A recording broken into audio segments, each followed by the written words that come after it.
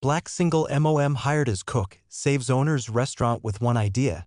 Monica Wells had long ago stopped believing in second chances, at least for people like her.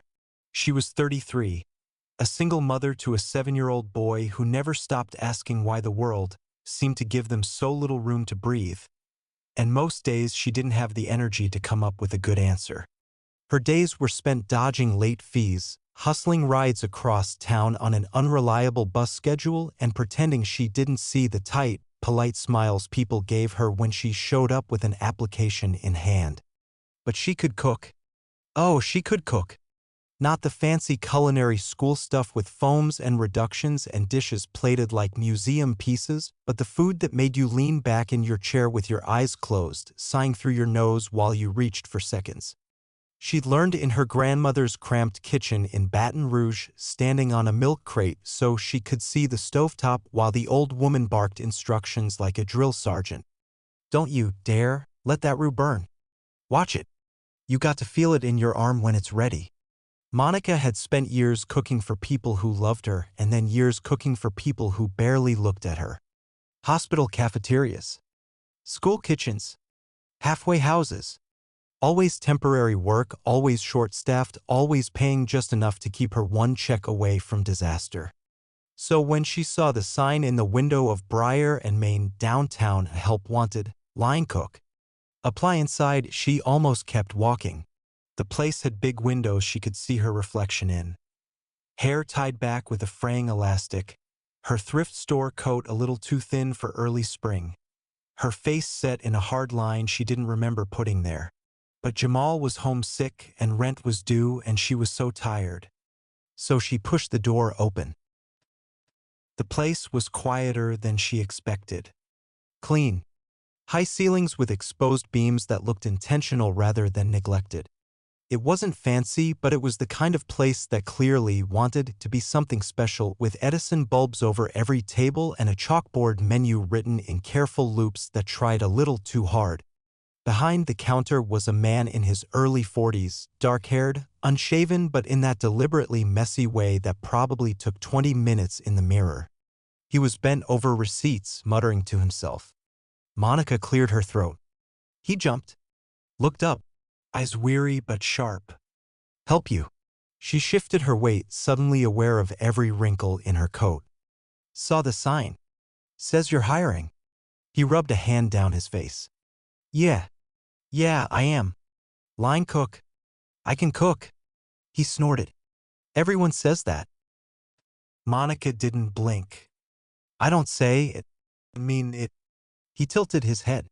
Something about her tone made him set the receipts aside. You got experience? Years. Not in places like this. Meaning? Hospitals. Schools. Community kitchens. I can feed 100 people on a budget that wouldn't cover your electric bill. That got a real laugh out of him, though it sounded tired. That's something. What's your name? Monica. I'm Thomas. He held out a hand across the counter. She took it. His grip was firm, calloused, not some soft handshake that didn't mean anything. He eyed her for a long moment. Look, it's rough right now. I'm short-staffed. Half my people quit. Can't pay what I want to. I'm here open to close most days. I'm not looking to babysit someone who's gonna bolt in a week. Monica straightened her back, chin high. I need steady work. I don't quit. He studied her as if weighing the truth of that. Finally, he sighed. Trial shift. Starts now if you want it. Monica blinked. Now. You got somewhere to be. She thought about the apartment, about Jamal on the couch with cartoons playing too loud so he wouldn't hear the neighbors arguing through the walls. About the stack of bills on the table. About the empty pantry. She set her jaw. Show me the kitchen. Thomas wasn't lying about being short-staffed. The back of the house was chaos. A dishwasher who looked about 17 was arguing with himself as he scraped pans. A prep cook was chopping onions at a frantic pace with tears streaming down her cheeks, not from emotion but from the fumes. A ticket printer was spitting out orders at a rate that suggested the lunch rush was in full swing despite the half-empty dining room. Monica took it all in with a single glance. The battered equipment, the cramped line, the sense of something slowly falling apart. Thomas raised his eyebrows. Still want the job? Monica rolled up her sleeves. Point me where you want me. He blinked, then actually smiled. Prep station. Chop. Dice. Don't kill yourself. I'm good with a knife. Prove it. She did. In 10 minutes, she had organized the chaos on the cutting board, stacked neatly cubed peppers in containers, and had the prep cook gaping at her. When an order came in short because the fryer guy had walked out mid-shift, she grabbed the tongs herself. When the dishwasher froze seeing the stack of pans, she gave him a short, calm set of instructions that made him snap out of it. By the end of the shift, Thomas was leaning against the doorway, arms folded, watching her like she was a ghost. Where the hell did you learn to work like that? Monica wiped sweat from her brow with the back of her wrist. When you don't have enough of anything, you learn not to waste time.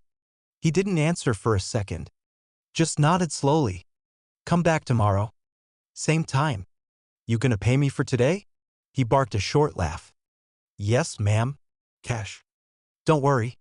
She started untangling her apron. Good. I don't work for free. I don't expect you to. They locked eyes. And for the first time that day, Monica let herself believe that maybe, just maybe, she'd done something right. Monica didn't sleep much that night. Jamal had a fever that broke just after midnight, leaving him drenched and shivering, so she sat beside him with a wet cloth, humming tunelessly and praying the cheap cough syrup would do its job. When his breathing finally evened out, she tucked the blanket higher around his shoulders and collapsed on the battered couch herself, boots still on, knowing the alarm clock would go off in just a couple of hours anyway. She got up before it did, brushed her teeth at the kitchen sink, tied her hair back tight, checked on Jamal one more time. He was still sleeping, mouth open, arms sprawled like he owned the world.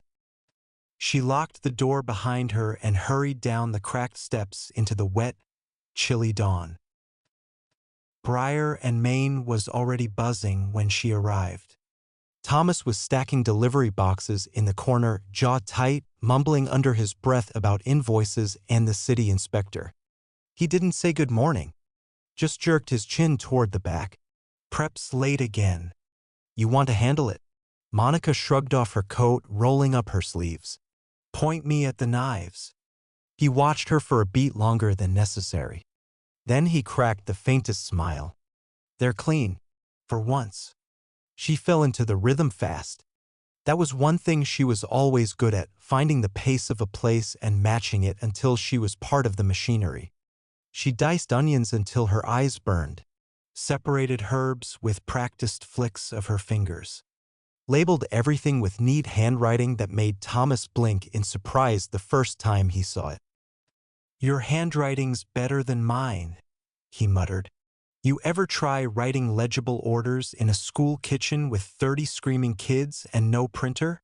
He snorted. Fair enough. They didn't talk much, but there was a new kind of quiet between them. Not the brittle silence of strangers, but the watchful calm of two people learning each other's moves. She noticed he always double-checked the walk-in temperature when he thought no one was looking. She also noticed the way his mouth tightened when the ticket printer jammed for the third time in an hour. She kept her mouth shut mostly, until the lunch rush. It was worse than the day before. Fewer staff, more customers. She could see them out front through the kitchen window, shifting impatiently in their chairs, heads bent over menus with the same expression of mild confusion. The orders were all over the place. Fish tacos, club sandwiches, miso ramen, kale salads, chicken and waffles. Nothing cohesive. Nothing that made sense. Monica looked at the line, then at Thomas. He was sweating. Literally sweating, shirt clinging to his back while he tried to finish 3 plates at once. You want me on grill? She offered. You sure? Unless you want me plating this mess. God, no. Go. She took the spot with no ceremony. Called for plates with the authority of someone who knew if she didn't, they'd drown. Walk me the burger. Fire the fries. Now. I said, now dash, Alex. The kid on fries jumped like he'd been slapped but obeyed. Thomas's eyes flicked over to her, something like relief breaking through the panic. They got through it. Barely. When the last order was sent out and the printer blessedly fell silent, Thomas sagged against the wall. Monica was wiping her brow with the back of her arm. They exchanged a long look. No words. Just mutual exhaustion. Finally he spoke. You want a break?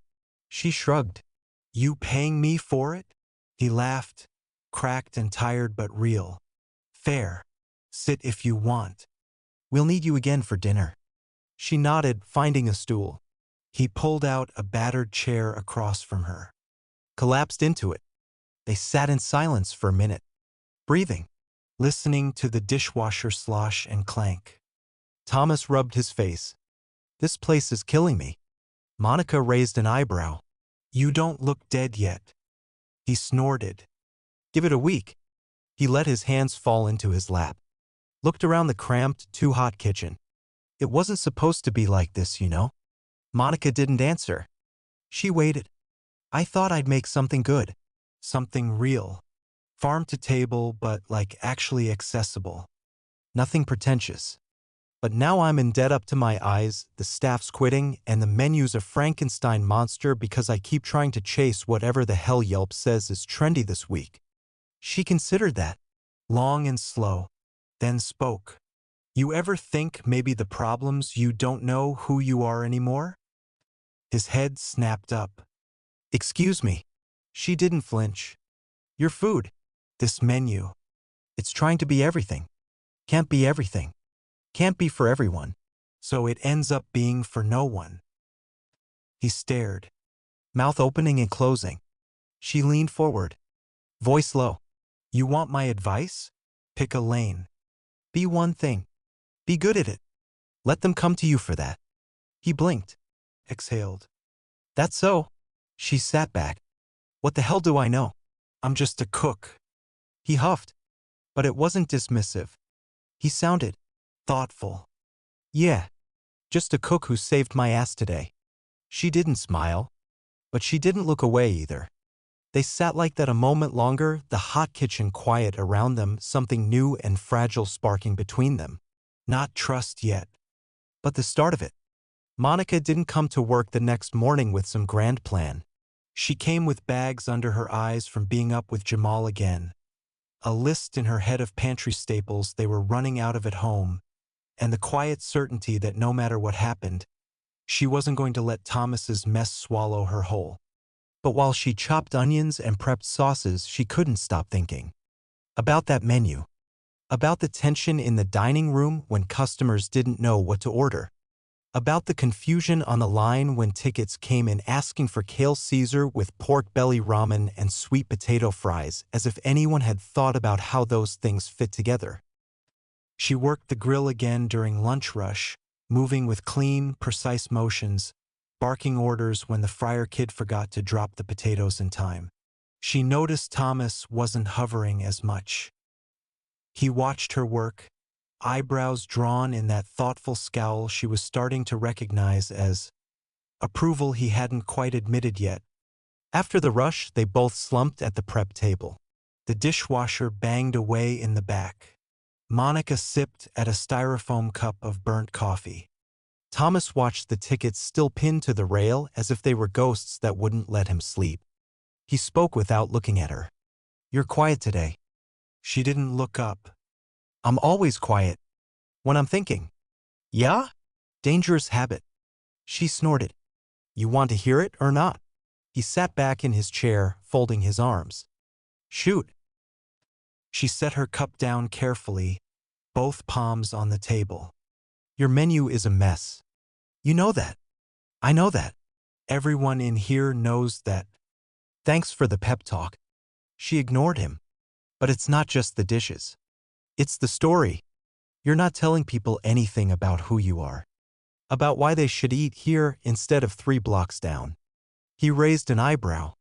Oh, you're a marketing expert now? No. She shrugged. I'm just someone who's been feeding people her whole life. You want them to come back? Make them want you. Make them want what you have that no one else does. He drummed his fingers on the table. Which is what, exactly? She held his gaze. You tell me. He fell silent, rubbed a hand over his jaw. It was supposed to be Southern, honest food. Stuff my grandmother made. Not all this fusion nonsense. So make it that. He snorted. Yeah, easy for you to say. Customers want trendy. Yelp wants fancy. My investor wants new.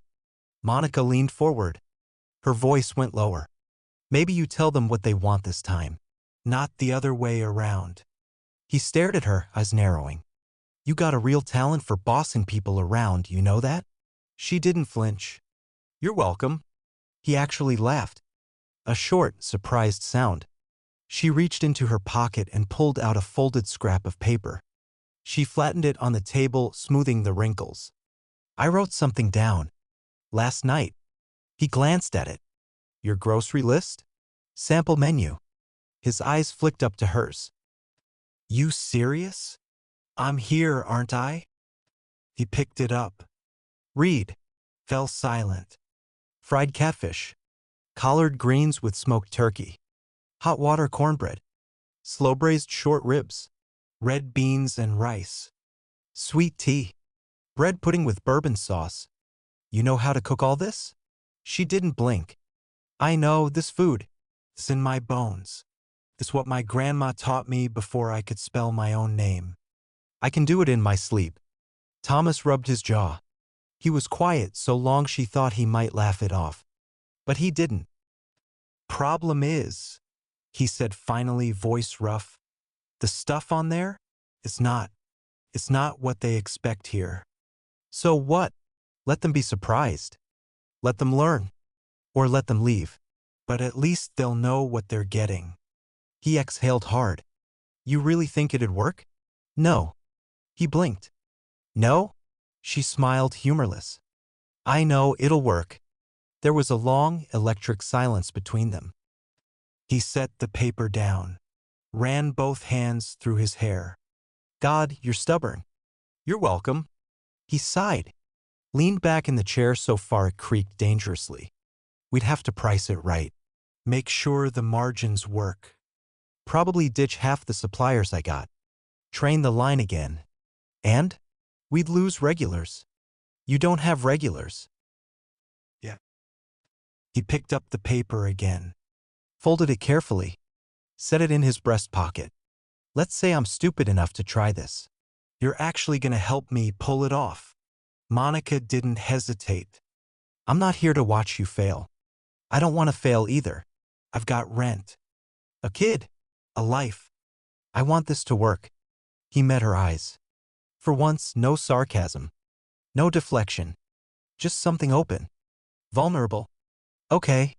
She blinked. Okay. He nodded. Okay. We try it your way. Pushpin text with preview for YouTube caption. A struggling restaurant owner is out of options.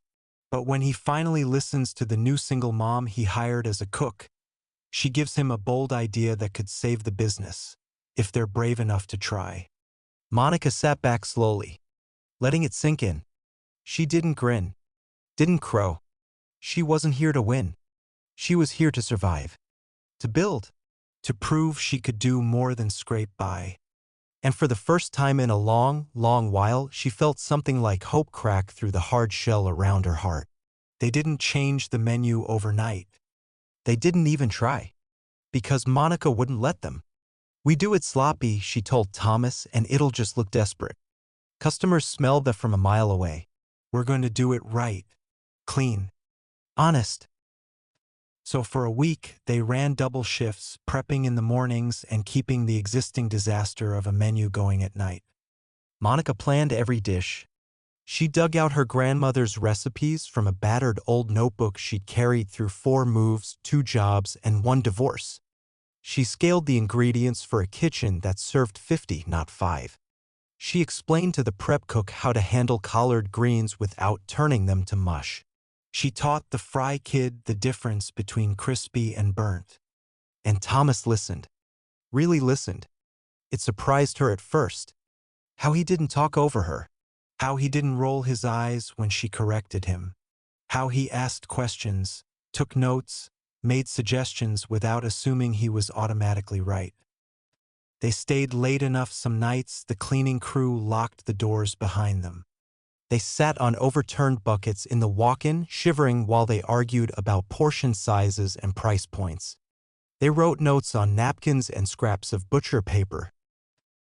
One night, after the last staffer left and it was just them in the kitchen bathed in the dim glow of the exit sign, Thomas rubbed his eyes and asked, voice worn, "You ever think you'd be doing this? Running a kitchen?" Monica didn't answer for a long time. She was elbow-deep in biscuit dough, kneading hard enough to work out the anger in her chest. Finally, she sighed. "Didn't think anyone would let me." He glanced over, expression unreadable. "What if I did?" She snorted. "Don't tease me, Thomas. I'm not." She pressed the dough into shape, refusing to meet his eyes. "Let's survive this first." He didn't push, but he didn't joke either. He just nodded and went back to chopping scallions in silence. They set a launch date. Friday night. They put up new chalkboard signs, hand-lettered carefully by the prep cook. They printed menus Monica designed herself on the library computer. Simple, direct, honest. The Fryer kid's girlfriend ran social media and put up pictures of cornbread and short ribs so good you could practically smell them through the screen. Thomas spent his last marketing dollars on sponsored posts that simply said, "Southern, honest, home." The night before, Monica went home exhausted and fell asleep on the couch next to Jamal, who was watching cartoons with the sound too low. When she woke up hours later, she found a note on her chest in crayon. "Good luck, Mommy. Make good food." She sat there in the dark, clutching it until she managed to stop crying. Friday came. They were ready, or as ready as they'd ever be. Monica tied her apron tight, checking the line. Sauce bubbling. Greens simmering with smoked turkey legs. Biscuits lined up on trays, brushed with butter until they gleamed. She barked instructions in a voice that brooked no argument. Thomas watched her with a strange mix of gratitude and awe. "You good?" he asked low, leaning in. She didn't even turn. "Ask me that at closing." 6:30. First customers. A couple that always ordered ramen and seemed surprised it was gone. Thomas smiled politely. Explained. They ordered fried catfish and sweet tea. Monica sent it out hot and perfect. They cleaned the plates. 7:30. Half the tables full. Noise rising. People asking questions. Thomas moving from table to table explaining the new menu like he was inviting them to his house for dinner. 8. Full. Printer spitting tickets so fast they had to tear them off two at a time. Monica's station was a blur of ladles, tongs, and sizzling pans. Walk on the ribs. Greens up. Biscuits hot. Plate. Plate. Now. They ran out of cornbread by 9. Thomas made a note on the chalkboard himself. "Sorry. Y'all loved it too much." People laughed. They stayed. They ordered dessert. They posted photos. At 10:30, they finally locked the door. Thomas let his forehead rest against the glass, breathing hard, watching the last customers cross the street under the streetlights. Monica was cleaning the line with the slow, methodical exhaustion of someone who hadn't sat down in 10 hours. He turned around finally. Voice hoarse. "You see that?" She didn't even look up. "What?" "They liked it." She scraped a pan. "I heard him." "They liked it, Monica." She snorted. "Don't get sentimental on me." He walked over, leaning on the counter, watching her with eyes too shiny for the dim kitchen light. "You did this." She paused, set the pan down, wiped her face with her wrist. "No," she said softly. "We did this." They didn't say anything else for a long time. just cleaned in silence, their shoulders brushing now and then, both pretending not to notice. Outside, the street was quiet. Inside, it felt like hope. Saturday morning dawned late and gray with rain drumming lightly on the kitchen skylight. Monica was already there, hours before opening. She stood at the stove stirring a big pot of red beans, her eyes gritty from too little sleep, but there was a small, stubborn smile playing at the corner of her mouth. Because for the first time in years, she didn't dread going into work. Thomas came in around 8, hair damp from the rain, jacket draped over one arm, looking like someone who'd pulled a double shift and then dreamed about prep lists all night. He didn't say good morning at first.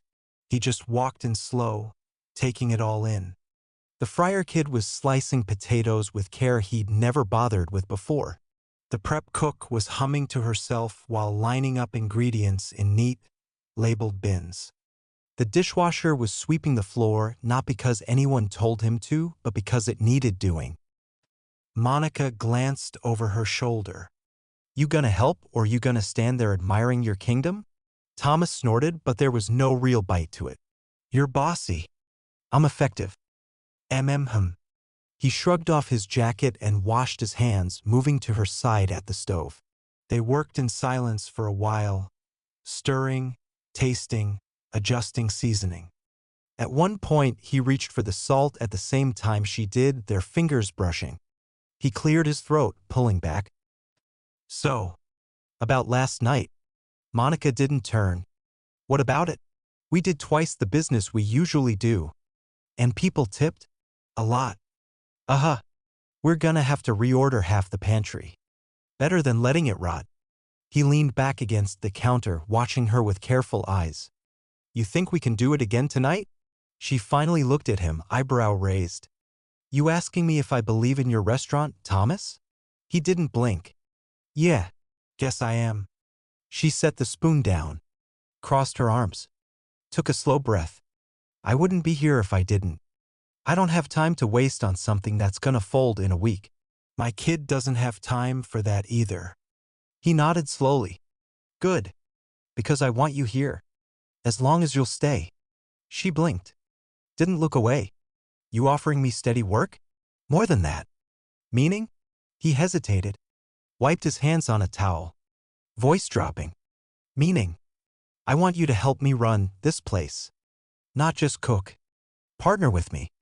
Make it what it should be." Silence. Deep and heavy, filled only by the simmer of beans on the stove. Monica swallowed hard. "You serious?" "Dead serious." "You know what you're saying?" "I'm saying I don't want to do this without you. I can't do it without you. You're the reason we even have a chance." She turned away, blinking hard. He didn't fill the silence with more words, just waited. Finally she spoke, voice low. "You make me a partner, Thomas? I'm gonna hold you accountable. I'm gonna tell you when you're wrong.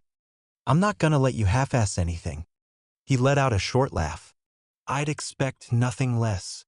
She turned back slowly, studied him. "You really trust me?" He nodded. Simple. Firm. "Yeah, I do." She let out a long breath, felt something in her chest unclench that she didn't even know had been knotted tight. She held out her hand. "Okay." He took it, shook it once, hard and sure. "Okay." Later that day, they wrote up the new partnership on a piece of legal paper Monica insisted on buying herself. It wasn't notarized. It wasn't formal. But it was clear. Equal say on menu. Equal say on suppliers. Shared management decisions. She asked for a raise for the dishwasher. Thomas agreed before she finished the sentence. They sat at the counter with cheap coffee in mismatched mugs. Joked about needing to hire someone who actually knew social media. Talked about sourcing local collard greens. Planned specials for Juneteenth. They argued. About price points. About portion sizes. About marketing. They didn't agree on everything, but they respected each other enough to fight it out. That night, the line was steady. Not slammed like opening night, but steady. Confident. Word was spreading. One woman asked for Monica by name. Wanted to know if the sweet tea was really house-made. Monica just grinned. Taste it and tell me. The woman smiled. Best I've had since Georgia. Thomas watched from the pass window, arms folded, trying not to grin too wide. When the last order went out, Monica wiped her hands, exhausted but buzzing. Thomas leaned beside her. We did good. She nodded. We did. He cleared his throat. So, tomorrow, she snorted. Don't get soft on me, boss. We're just getting started. He raised an eyebrow. Boss? Thought we were partners. She smiled wide and real. Yeah, we are. Outside, the rain had stopped.